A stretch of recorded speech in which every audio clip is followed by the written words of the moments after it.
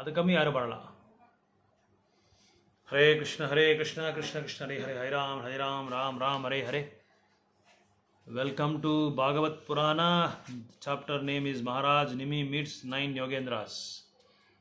Canto 11, Chapter 2, text number 33.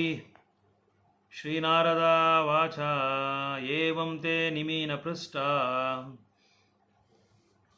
Vasudeva Mahattamaha Pratipujya Bruvan Prutya Sa Sadasyartvijam Rupam.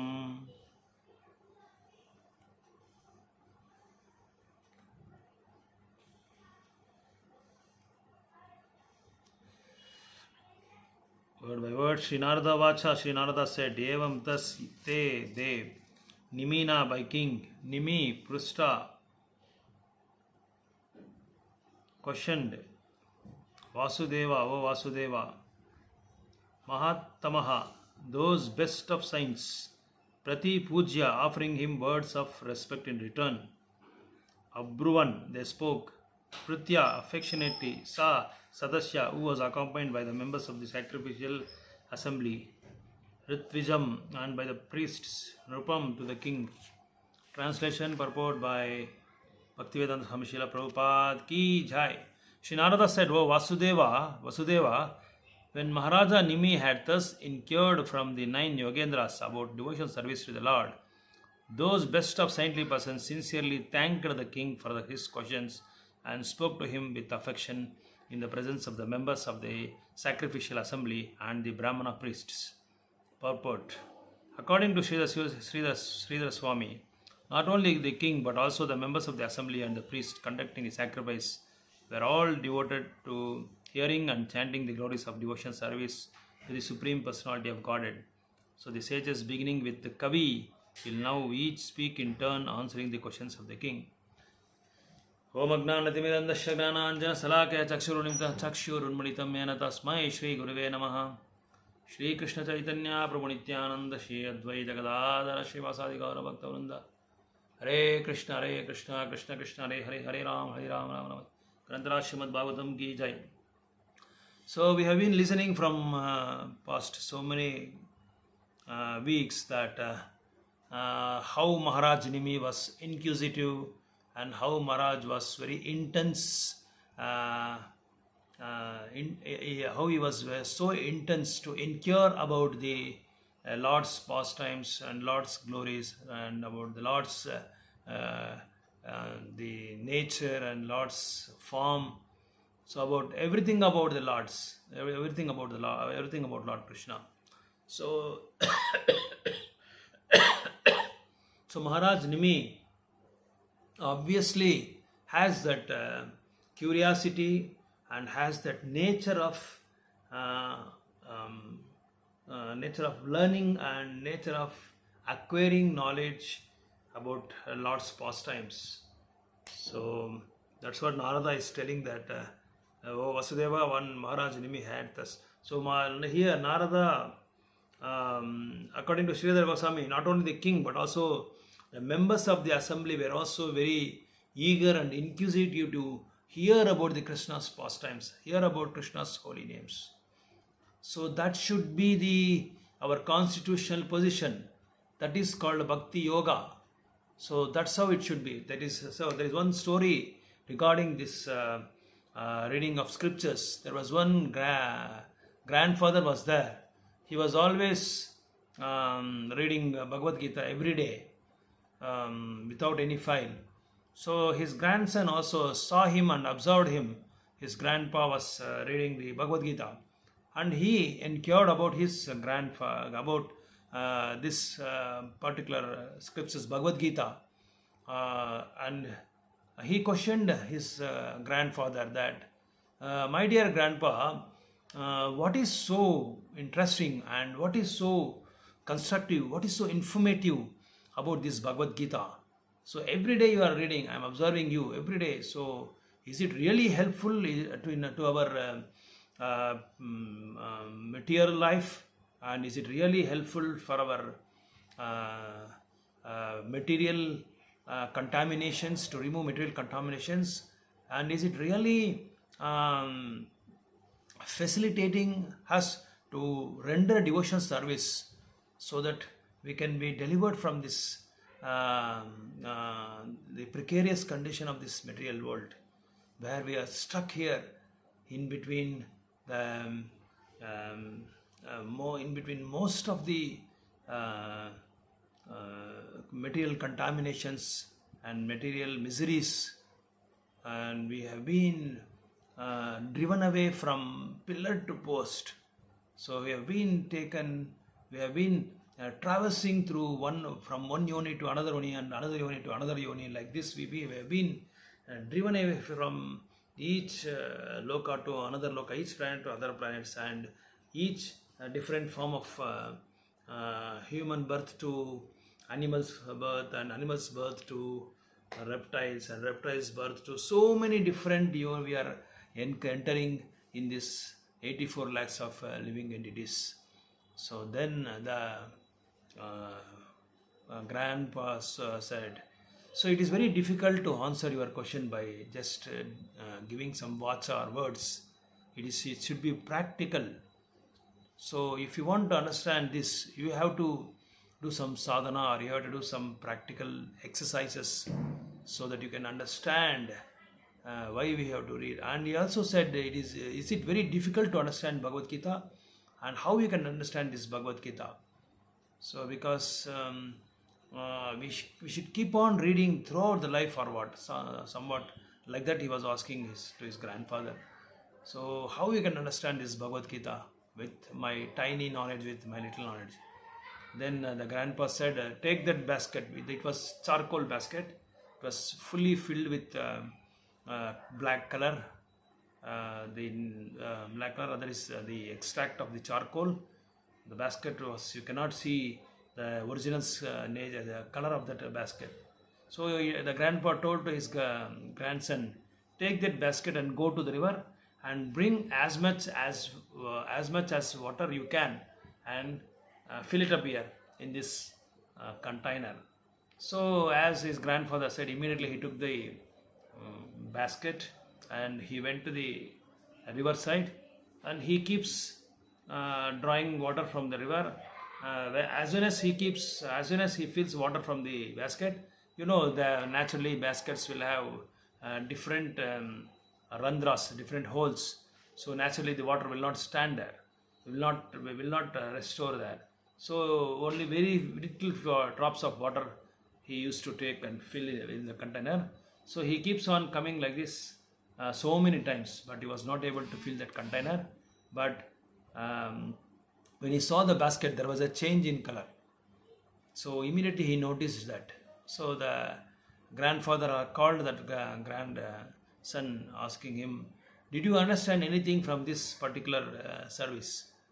The grandson told very brilliantly, yes, my dear grandpa, I understood that the color was black in color, like charcoal. So as I started bringing water, it started cleansing the dirt which was laid on the basket, which was black in color. Now it has come to its natural color by cleansing. So grandpa answered him, similarly, when you read Bhagavad Gita, when one reads Bhagavad Gita scriptures or Vedas, the day by day, years by year, and you will cleanse your heart by understanding Bhagavad Gita, and by analyzing it, your heart, which is fully filled with so many anarthas, namely kama, krodha, lobha, mada, matsarya. So all these anarthas, which are obstacles, which are hindrance, which are barrier to the progress of our spiritual life. So as we go on studying scriptures like Bhagavad Gita and Srimad Bhagavatam, our desire to enjoy, or our desire to have the consciousness of becoming the lording over material nature. Srila Prabhupada said, lording over material nature, that consciousness will automatically vanish, spontaneously it will get vanished. And also we think we are the owner and we are the proprietor for everything. All this consciousness will get vanished, and in the due course of time, apparently it will get vanished. So that's how we should be very inquisitive. Like Nimi Maharaj was so inquisitive to hear about the glories of Krishna, and he was putting forth the questions very humbly, taking the greatest, humblest question, and he was encouraging to sage Narada, and what is the real best thing and what is the constructive thing, so that I can always chant the glories of the holy names of God, and I always and always I can do Shravanam, which are one of the 9 types of devotional service: Shravanam, Kirtanam, Smaranam, Archanam, Dasyam, Sakyam, Padasevanam, Atmanivedanam, like Prahlad Maharaj said in the 7th canto. Like that, these are the very important factors for the advancement of devotional service. Similarly, when king has this intention, or king has this consciousness of serving the Lord all the time, the subjects of the kings also will have the same mode of following the footsteps of the great king. As Krishna said in Gita, Yadyat asarati shreshtas tattat devatarodana sayat pramanam kurte lokastat anuvartate. So they were also hearing and chanting the glories of this devotional service to the Supreme Personality of Godhead. So the sages, beginning with the Kavi, will now each speak in turn, answering the questions of answering the questions of the king.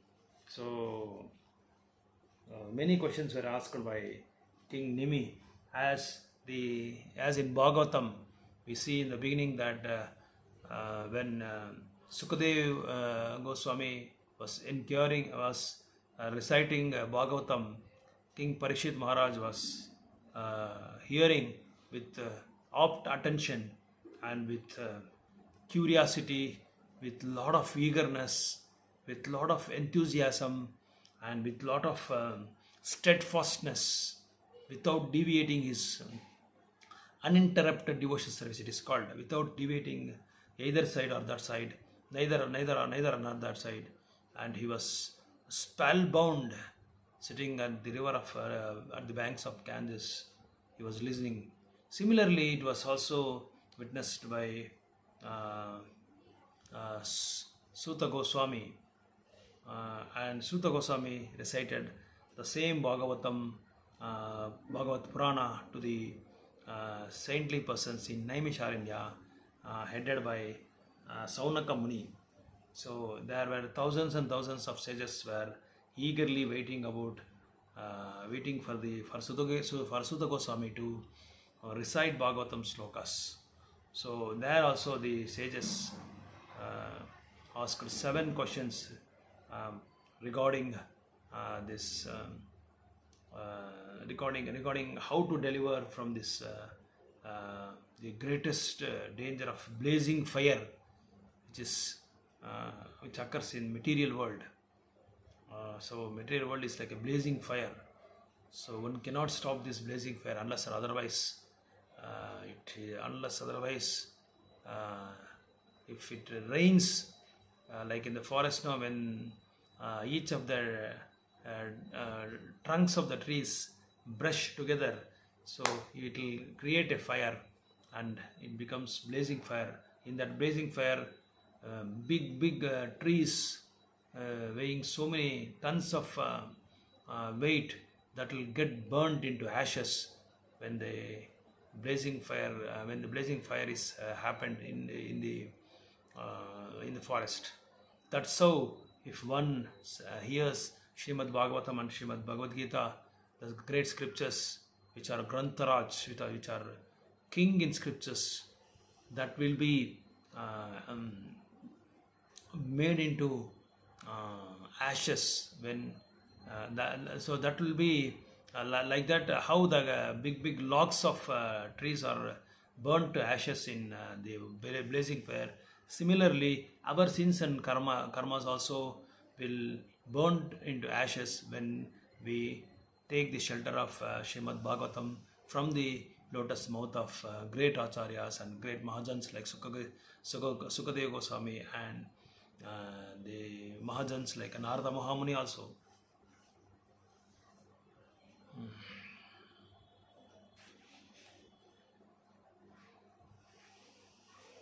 So text number 33, Shri Kavi Ruvacha Manye Manye Kutaschid Bayam Achyutasya Padam Bujopashanam Atra Nityam Udvigna Buddhe Asad Atma Bhavad Vishwatmana Yatra Nivartate Vi.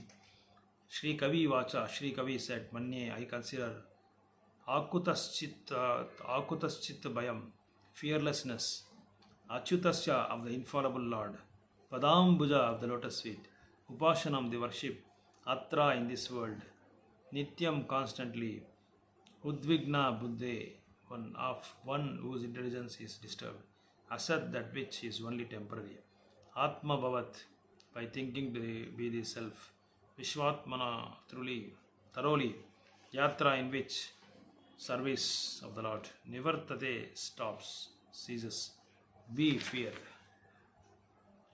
Sri Kavi said, one of the Navayogendra's name is Kavi.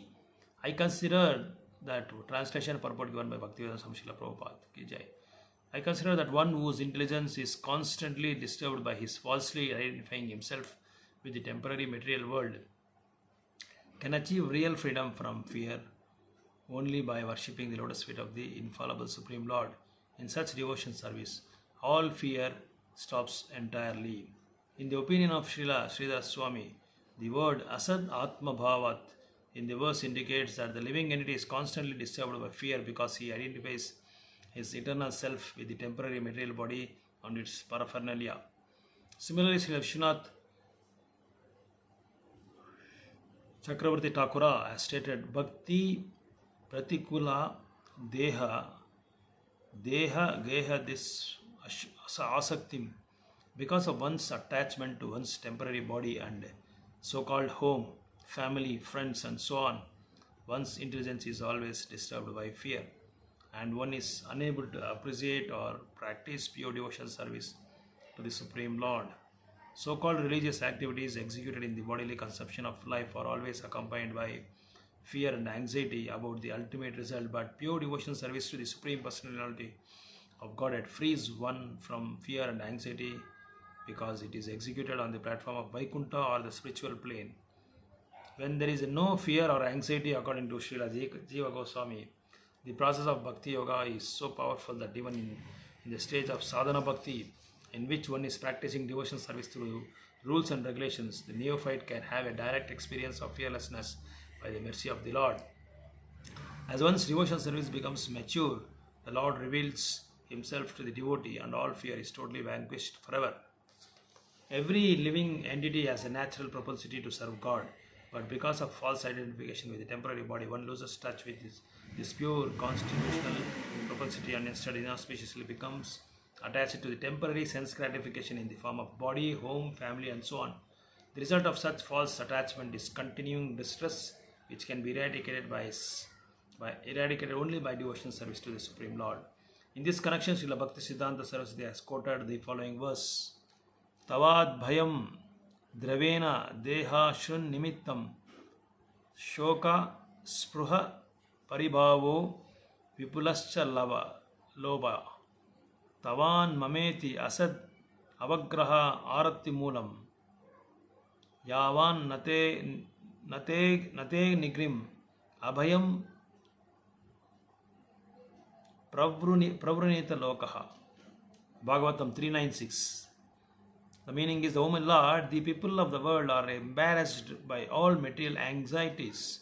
They are always afraid. They always try to protect wealth, body and friends, and they are filled with lamentation and unlawful desires and paraphernalia, and they avariciously base their undertakings on the perishable conception of I and mine. As long as they do not take the shelter of your safe lotus feet, they are full of such anxieties. Srila Prabhupada ki jai. So here in this verse number 33, Kavi Maharaj said that one's intelligence is constantly disturbed by the nature called fearfulness.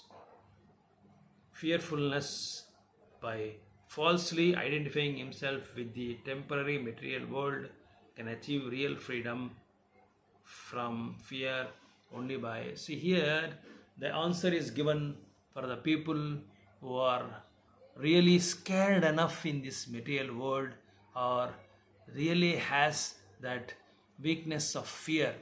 So it is quite natural for all the people in this material world to be scared enough for our future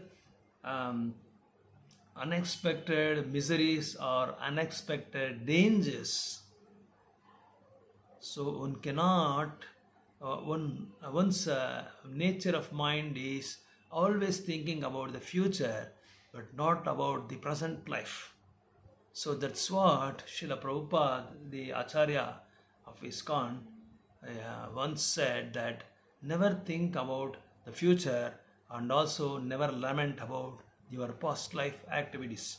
If one starts thinking about his past life and about his future life, definitely there is a chance. So definitely there is a cause of falling down from the spiritual consciousness, whatever the bhakti we have acquired all these years. So even though Krishna says here in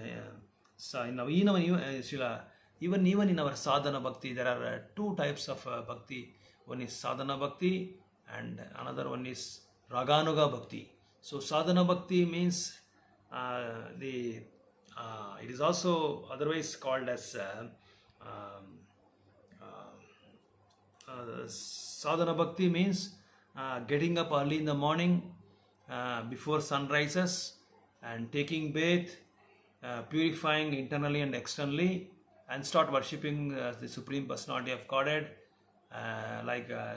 doing offering Mangalarati, offering the Tulsi prayer, offering prayers to Tulsi Maharani, chanting the holy names of the Lord, and also reciting Bhagavatam slokas and distributing literatures, as Krishna said in 18th chapter. He is very, very dear to the persons who distribute his literatures, who delivers his messages, etc., etc., etc. All these are called sadhana bhakti. That is, you are forced to do it. So one has to be forced to get up early in the morning, though it is inconvenient and uncomfortable for him. So that is accepting the inconvenience is called sadhana bhakti. Though we are not able to, though we are not interested, but still we get up because I am committed. I have taken some vows from my spiritual master. So that is called a nistha. That is doing devotional service by force or by demand. By demand, we are accepting the inconvenience. That is called sadhana bhakti. That is very strict, to be very strict. That is why the places are called ashrama. Ashrama means where there is a shrama. Shrama. So ashrama is a place where we accept the inconvenience. We we face the challenges, and in the ashrama also we do lot of we undergo lot of tapasya, lot of austerities like observing Ekadashi and parityaja, giving up so many things which are obstacles to our devotion service. Like this, there are so many things in ashrama. That is why it is called ashrama. That means taking the um, burden of services which are convenient and which are what helpful, favorable, and which are also uplifting for our devotion service. Rather, it is not detrimental to our devotion service. So, because as we take this human birth, we have to undergo so many austerities, we have to undergo so many tapasyas. So, otherwise, it will be very, very cumbersome and it will create a havoc at the time of death to remember Krishna or to chant his holy names. So, because as we are in the temporary platform, that is the bodily platform, because the body is not permanent and the soul is eternal. Nayanam chindanti sastrani nayanam dahati pavakaha nachainam kledayantapo nasochati marutaha. So because this body, we can destroy the body with any instrument or with any panchabhutas, but we cannot destroy the soul, we cannot devastate the soul. The soul is eternal. By nature it is Satchidananda Vigraha. So still, in spite of doing devotion service also, sometimes we feel, all the time we feel that we are still in on the bodily platform, because we are worried about our future plans. We are lamenting and we have not forgotten the past incidents where we have suffered a lot, and where we have taken so much risk for to undergo such miseries in our past life. So that is why one should not think about the future plans, and one should forget about the past past memories which are barrier to our devotional service, which are distraction to our devotional service. So if one wants to be forget the fearfulness which is called bhaya, because of this bhaya we are always, some people will have so many sleepless nights, because their mind thoughts will be always in precarious condition, always in danger, because they think that what their children's, how they are going to protect us, and how best they take care of us when we become old, and what will happen to my position, what will happen to my health issues. If I have health issues, who is going to take care of me, and who is going to protect me, and who is going to take me to the hospitals, and who is going to help me at home when I become age old. So all this fearfulness, and what will happen to my the material positions, and what will happen to my bank balance, who is going to steal, who is going to cheat, and who will devour me. So all these things, and what will happen if I get disease. So all these are temporary upadhis, it is called designations, so many designations. So because of this we will get the fear. So to get rid of this fear, to eliminate this fear, to make this fear, to break this fear, we should come out from the comfort zone and take the shelter of the Achyuta, and take the shelter of Padmanabhambuja, the lotus feet of Padmanabha, the lotus feet of Mukunda. Then all your fears will get scattered, and it will get eliminated, it will get vanished. You cannot see at all, because your full consciousness, your full mood of rendering devotion service and distributing literatures and understanding Bhagavad Gita and Bhagavatam, studying it, analyzing it, discussing about that, doing mananam, smaranam, kirtanam, Because of doing all these things, you will never have time to think about your fearfulness or about your material obstacles or your material issues or all about your material contaminations will all will become into ashes when if you take the lotus feet of infallible Supreme Lord Achyuta. Achyuta means fallible, Achyuta means infallible.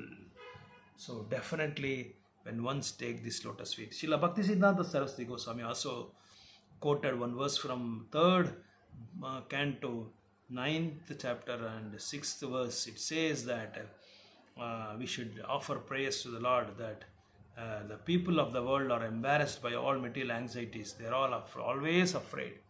So that's natural, we are always afraid.